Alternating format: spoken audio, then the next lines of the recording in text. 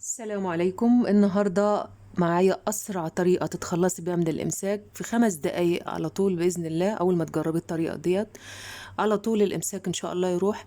وأتكلم عن أسباب الإمساك. أول سبب من أسباب الإمساك عدم شرب المية الكافية. ويا جماعة، عايزة أتكلم عن المية، والمية مهمة جدا جدا في حياتنا، هي إكسير الحياة فعلا.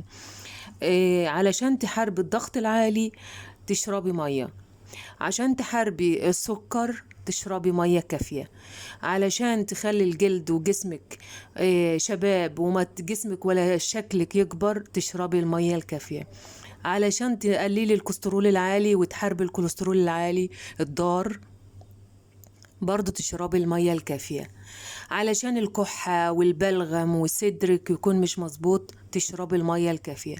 لو عندك لو في قولون العصبي وهيجان في القولون برضو تشربي المية الكافية. والمية الكافية معناها ايه؟ معناها الانسان اللي وزنه اكتر من 50 كيلو بيشرب 3 لتر في اليوم. 3 لتر يعني ازازتين مية، والازازة هي لتر ونص، واللتر 5 كوبايات. طيب نشربهم ازاي؟ اول حاجة الانسان لما بيقوم الصبح جسمه بيبقى على صايم فترة طويلة، فبأكتر فترة الجسم بيحتاج ليها المية.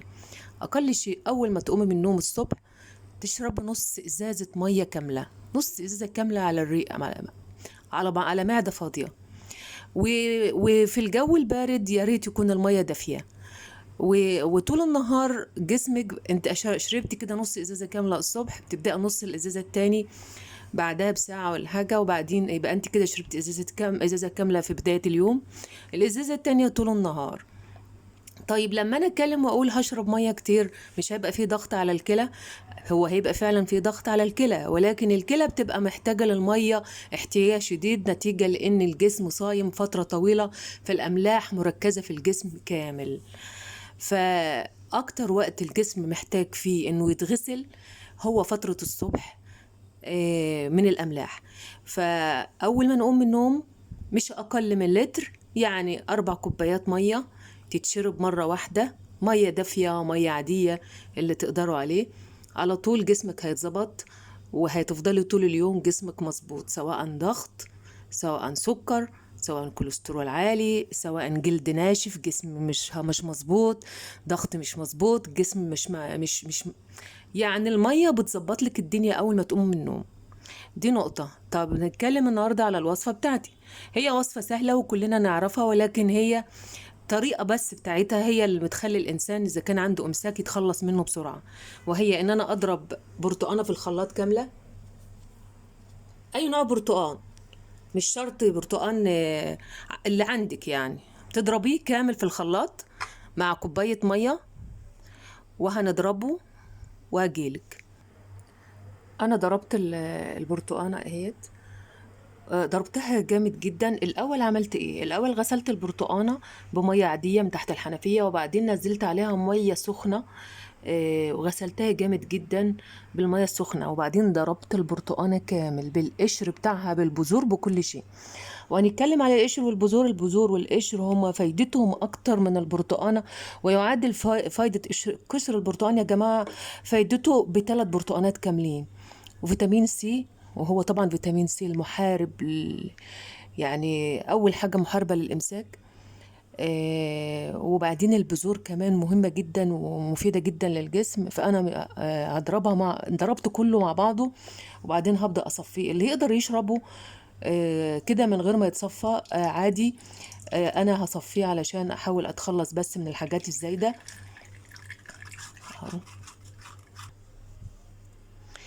انا صفيت البرتقال اهوت. هو على فكرة كل ما تشرب ما يتشرب بالقشر بتاعه بالبذور بتاعته كامل، هو لما بيتضرب في الخلاط كامل بيبقى ناعم جدا جدا. القشر البرتقال بينزل الامعاء على طول، بينظف الامعاء.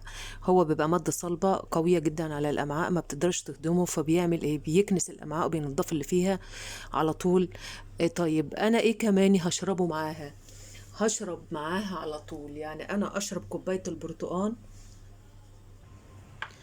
انا هشرب مع البرتقانه زي ما قلت، لو تقدروا تشربوها وهي بعد ما تتضرب في الخلاط بالقشر بتاعها بالبذور بتاعتها، تتضرب كامل، بتبقى ناعمه جدا، ما بتحسيش بيها لما بتيجي تشربوها. ولكن انا صفيتها عادي، بس هي الاحسن ان انا ما صفيهاش، على اساس القشر البرتقان اهم حاجه انا محتاجاها. يبقى انا عندي البرتقانه هي بعد ما اشربها اقوم شاربه وراها على طول 5 كوبايات ميه. ولو اقدر اشرب لتر ونص الازازه دي كامل بعد ما يعني مش هنقول نشرب الازازه كامل، اللي يقدر طبعا، ولكن احنا بنتكلم على مش اقل من لتر ميه. بعد ما تشرب الكوبايه البرتقال على طول اشرب لتر ميه يا جماعه، لتر ميه كامل مره واحده، بما يعادل اكتر من هو اللتر ب4 كوبايات، يعني هتشربي حوالي 5 كوبايات بكوبايه العصير. يبقى ان شاء الله بمشيئة رب العالمين على طول بطنك هتحس بتغيير على طول، وان شاء الله فيها الشفاء. ولكن احنا بنتكلم على ان احنا الامساك، السبب الرئيسي للامساك قلة شرب المية والضغط العصبي طبعا، والسهر والكلام ده كله، كلها حاجات عوامل بتؤثر على الجسم. ولكن اكتر حاجة اول ما تروحي تكشفي عندك امساك، اول سبب من اسباب الامساك هو عدم شرب المية الكافية. وانا قلت وتنقذوا نفسكم يا جماعة، وترحموا الكلى بتاعتكم، وترحموا جسمكم، وتحافظوا على الأمانة اللي ربنا مديها لكم، وهو جسمنا وصحتنا اللي هي تاج على راسنا. إن المية ديت أساسي أساسي أساسي، مش أقل من إزازتين مية في اليوم كامل لأي حد وزنه أزيد من 50 كيلو. أقل من 50 كيلو بما يعادل لتر ونص إزازة كاملة، يعني بما يعادل إزازة ونص للي هم أصغر من كده في السن في اليوم كامل. ونحرص على شرب المية الصبح على غير ريق أول ما نقوم من النوم، مش أقل من 5 كوبايات مية. وما نشربش مية بليمون على معدة فاضية علشان ما نأذيش المعدة بتاعتنا، نأجلها بعدها. ولكن نشرب مية بيضة خالص من غير أي شيء على الصبح، ولو دافية يبقى أحسن. دعائي: اللهم إني أسألك حبك وحب من يحبك، وحب كل عمل يقربنا إليك. اللهم عظم حبك وحب نبيك في قلبي.